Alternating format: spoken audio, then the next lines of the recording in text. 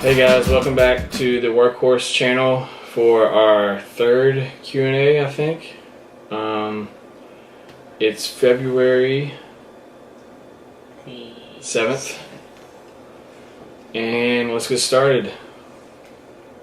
So, we got some questions here. First one is, what is your favorite thing about a weekend at a bodybuilding competition? And what's your least favorite thing? Who's going first? You go first. I don't know if, like, in reference to, like, my competition, my favorite thing, I really don't know what it would be. I don't know, like, I really like everything. I mean, well, I guess I don't like some things, but I would probably say being on stage is probably one of my favorite things. I love posing on stage. Another thing is I like the trip there, because usually the show is far away, so I like the car ride there. I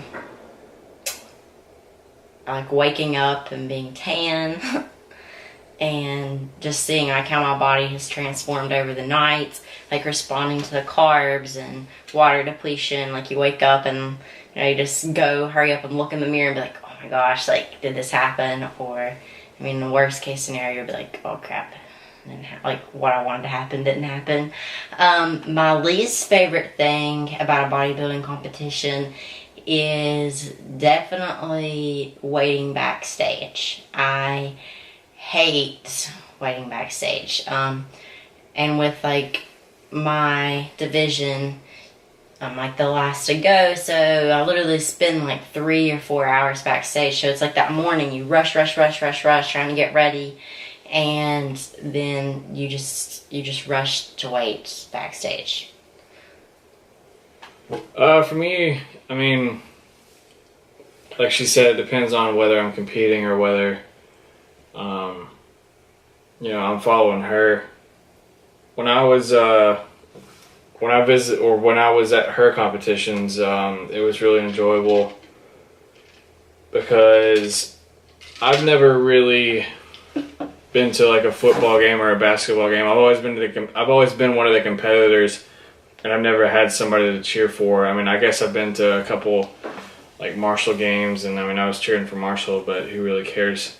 But like I got really excited. My heart was like racing whenever she was on stage, so that was exciting. Whenever I'm competing, I like doing my routine.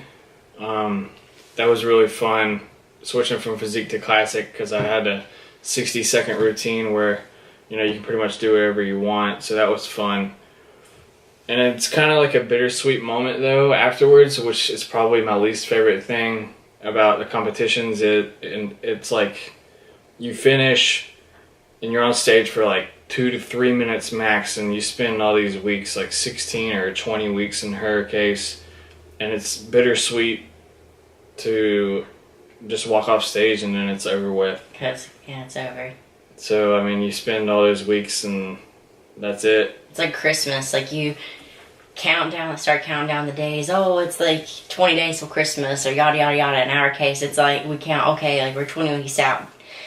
Like we're 19 weeks all the way up to 1 week, and then it's like that one day and bam, it's gone. And then like after Christmas comes, you wait, oh I can't wait for Christmas to get here, it's here, and it's gone, and you're like, I don't know, it's sad. Yeah, it's like if you ever get into competing, those weekends are going to be one of the fastest weekends you ever live. And the most hectic in my opinion. So on to the next question. What is next for Workhorse? I'm glad we have this question. We actually have an idea that we're going to start up this weekend, I'm pretty sure, if the shirts get in time. We're going to start doing monthly t-shirts, and they're going to be cheaper for anybody who's interested. They're going to range between $10 and $20. They're not going to be any more than $20, but we're going to have different collars for every month. This month, it's going to be pink for Valentine's Day. So starting off pink. Yes, he's really corny. What is it? So because you're really corny. Because I'm really corny. Real men wear pink. Actually, pink reminds me of my grandpa. My grandpa used to wear pink all the time, so I'm really excited about those. We also have a long sleeve that we're working on. It's one of the softest shit shirts. We're bringing it back. We have a new machine that we're trying to figure out. We're going from heat presses to screen printing. So we're trying to figure out different inks on different materials, where the softest shit shirts are a different material. They're a tri-blend. They need different ink than what a regular cotton shirt would have. So look for the collar, I don't know, we don't have a name for them. The color tees, the pink tees. Look for the pink tees coming up this weekend. They'll be out before Valentine's Day. Once I get them in, I'm going to press them. We're going to get some product pics up, maybe shoot a little promo video for it. So, and hopefully, he said monthly tees, but it's my goal to put out more than one collar a month, because he doesn't love a ton of collars. So hopefully I can talk him into that. And if you guys buy the shirts, the more collars we can put out, because the more he'll let me pick out. True. There are lots of colors we can choose from. And I brought up the idea, which I think I've talked him into, giving away one of these shirts to one of the people that ask the question. So if you ask a question, your name will be put in a drawing, and we'll just randomly draw out one name from each Q&A that we do, and we'll, I guess, have your Instagram name or your Facebook name or whatever, and we'll contact you through one of those sites, and we'll ask for your size, and then we'll ship it to you, or if you're local, we'll deliver it to you, and it will be free. All right, on to question number 3. Do you use BCAAs or branched chain amino acids? I don't really use them. For one, I do have a budget when it comes to supplements. Like, I mean, I'm not rich over here. So if I had like an unlimited amount of money to spend on branched chain amino acids, I might consider them, maybe. But like I said, I don't have a big budget, so I just get things that I deem more important, and BCAAs don't come very high on the list of importance. Simply because, in my opinion, what branched chain amino acids do, they help you synthesize protein, if I'm correct, that you take in like throughout your diet. So if you're eating a lot of complete protein sources, such as like red meat, lean meat, like chicken, turkey, eggs, those kind of things, you should be getting in these amino acids anyways, and you don't necessarily need them. And like another thing is, like, an amino acid, like, that's what makes up a protein molecule. So essentially, like, they're not, I mean, they say they're calorie free on the back, which, given they have no added calories, but you have to keep in mind that, like, what protein, like the protein that's in like a protein shake or that is in meat, it's made up of these amino acids. So like, your body is just going to use them for fuel. And if you're trying to burn calories, like, in my opinion, like, you might use those for fuel instead of pulling from like fat storages or something like that. I'm in the same boat as her. They're not really of high importance when it comes to my diet plans and diet guidelines. Whenever people ask me for nutritional advice, I'm going to tell you the same thing. If you're going to invest in any type of supplement, your vitamins and minerals and your essential fatty acids, they're going to be the peak of importance. Your whey isolates or your whey blend proteins will be next, and those are only the supplement meals that you wouldn't normally get in, or that you are in a rush and you're going to miss, or you drink post-workout. Then we may, after, depending on your goal, creatine may be of high importance if you're a strength and conditioning client. But then you can go into the BCAAs. It's something to, I drink it whenever I'm doing cardio that I do directly after my workout, and then I drink my protein shake, so it Yeah, kind of there's conserves. certain instances that like I would say that you could use them. Like for instance, if you have to spread your meals out maybe for a really long time period, or you forget a meal and you have branching amino acids, maybe use those instead. Because like I said, they're gonna fill the void to some extent. Like I said, to some extent of not getting, that protein in. And then some people, like the average person, may not get a lot of protein in their diet. So in that instance, they might be beneficial. And if you guys are interested in buying BCAAs, you can go to redcon1.com, and at checkout, you can either type in T10 Lindsay C or T10 Evan S at checkout. And the pineapple banana tastes really good. It's amazing. And that's another reason. Like sometimes, I like to drink them just because they taste good, and I feel like that's a lot of people like why they like to drink them. They like to drink them because they taste good. Yeah. If you get the right ones. So on to question 4: what are good exercises to build your shoulders? That's what everybody asks you. So what a lot of people don't realize is your shoulders are composed of 3 separate muscles. You have your anterior, you have your lateral head, and then you have your posterior delt. So you have 3. Okay, let me. Well, I don't want to say dumb that down for you guys, but a lot of people don't know those terms.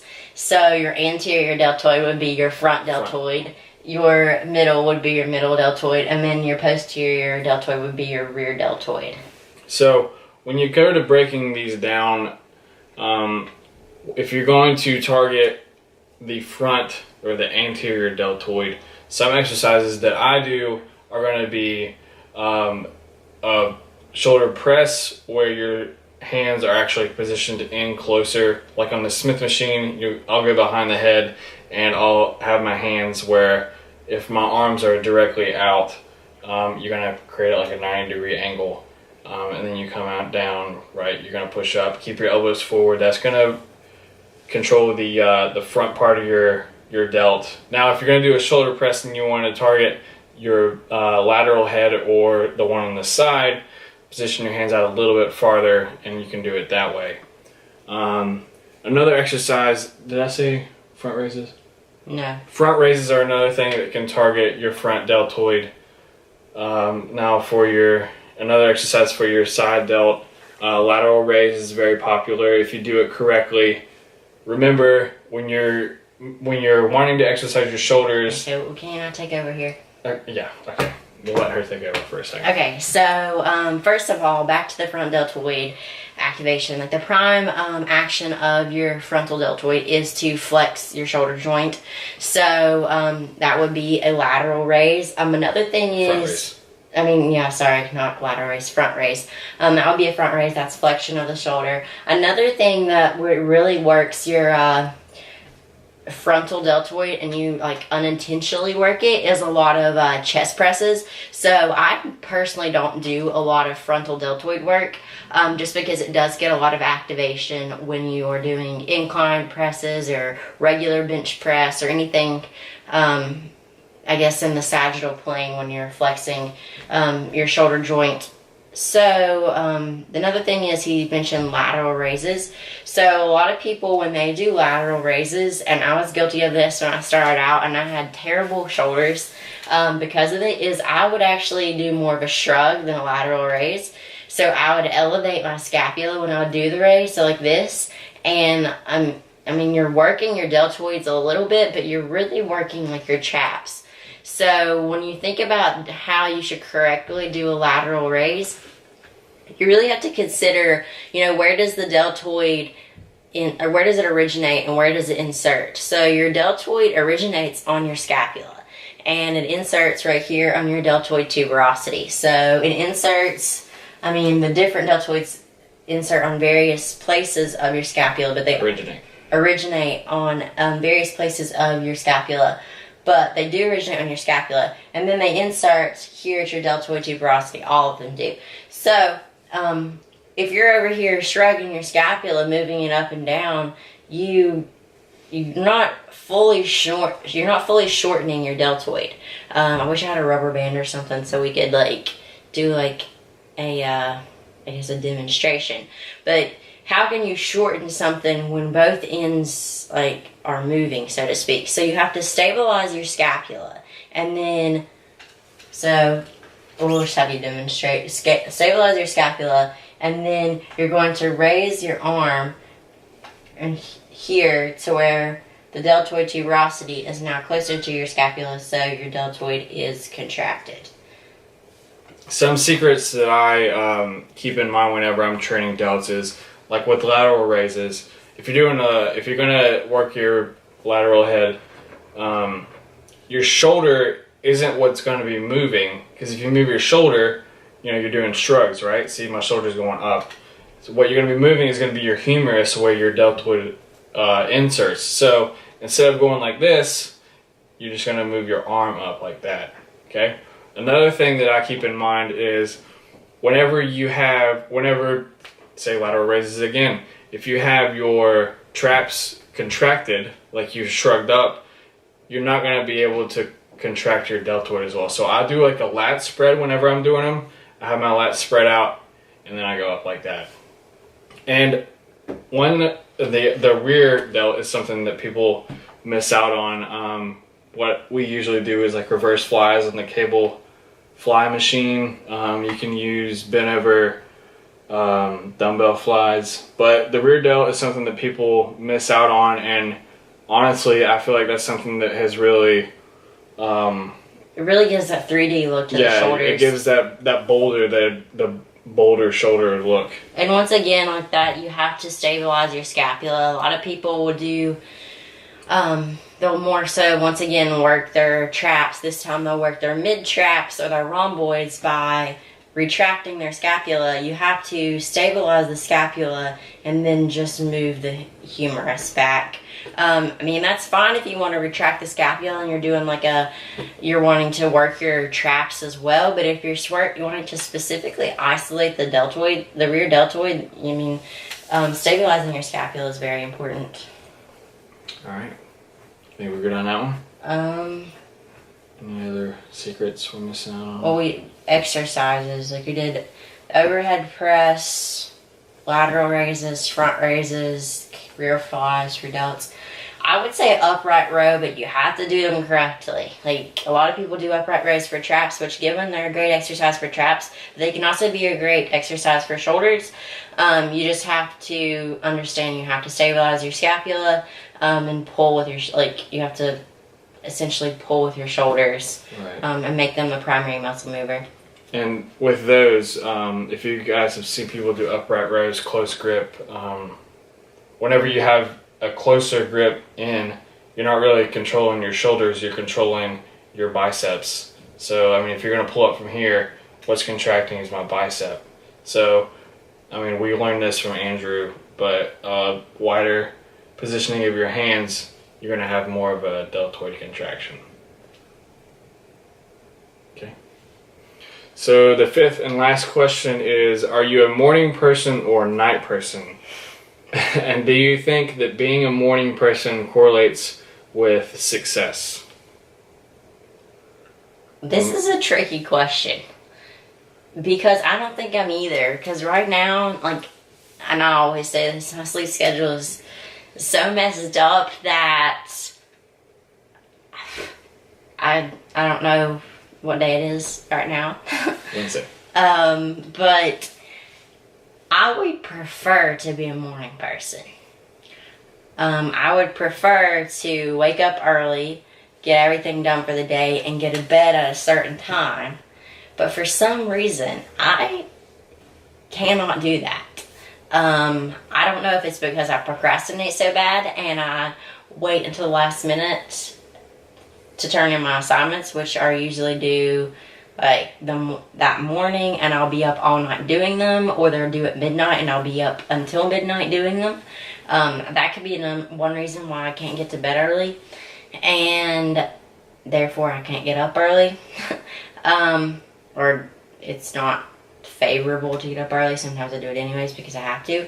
But I don't like being a night person. I don't like staying up really late at night, even though I do it.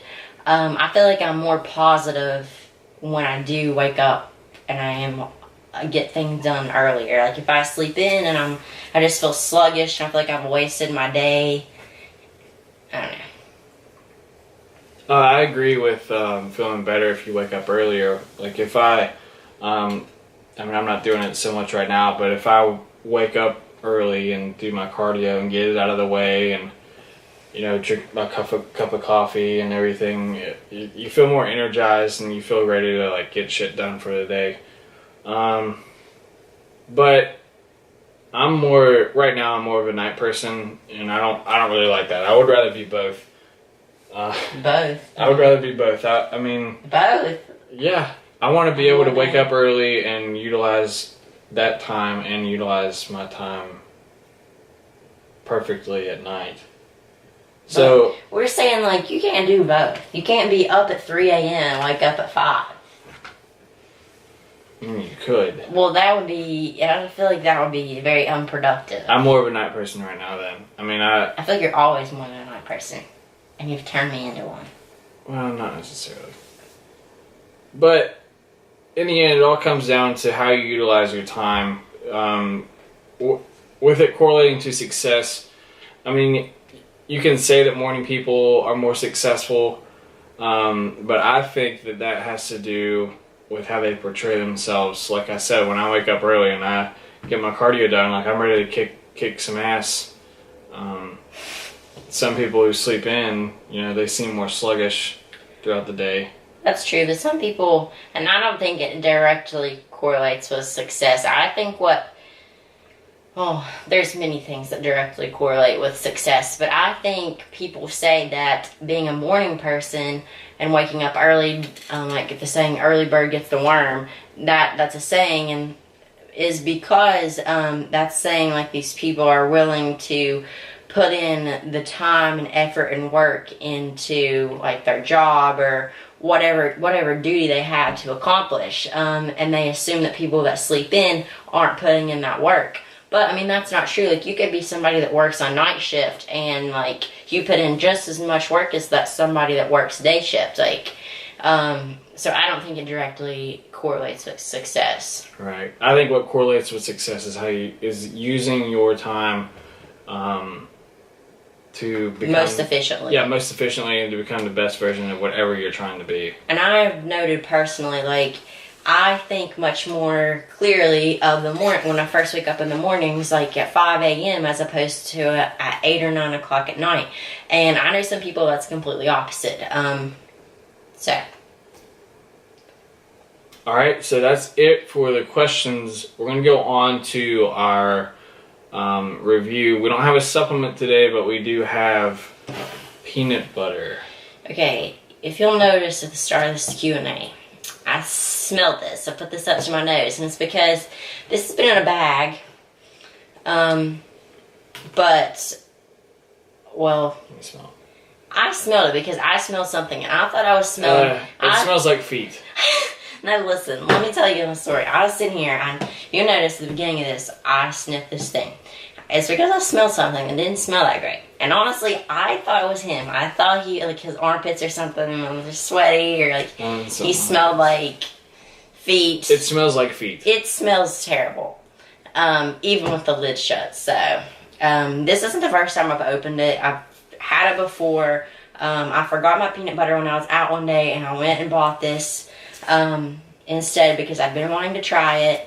And I was like, ooh, perfect excuse to buy this. I forgot my peanut butter at the house, so I bought it. Well, first of all, it took me about 40 minutes, not really. It took me about 10 minutes to mix it up because it was so oily. Like, and I spilled out so much oil when I was trying to mix it up, which I know is natural peanut butter, so it's going to separate, yada, yada, yada. Well, this is like the worst separation I've ever seen in a natural peanut butter.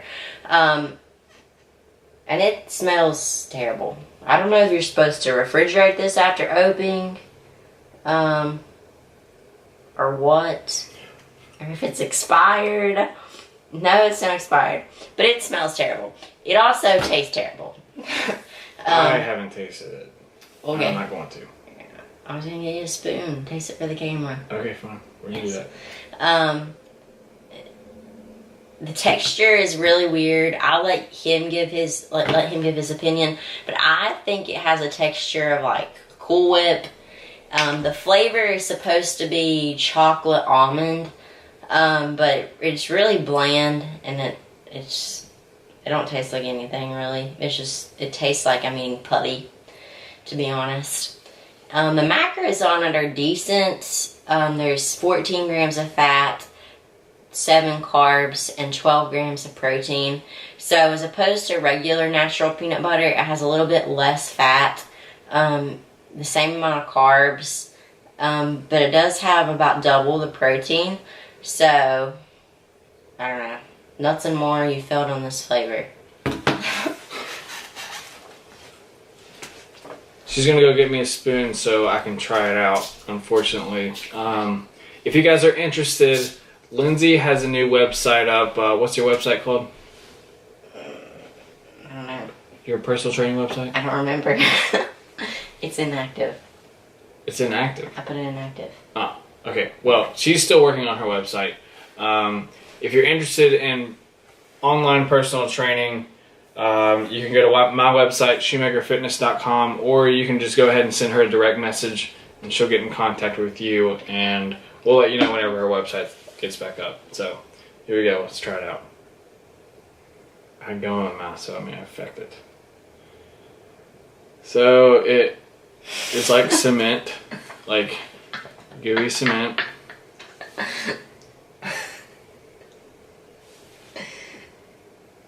No, it's like... I can't get over the smell. It smells bad, which makes it worse. The texture ruins it, because it's like it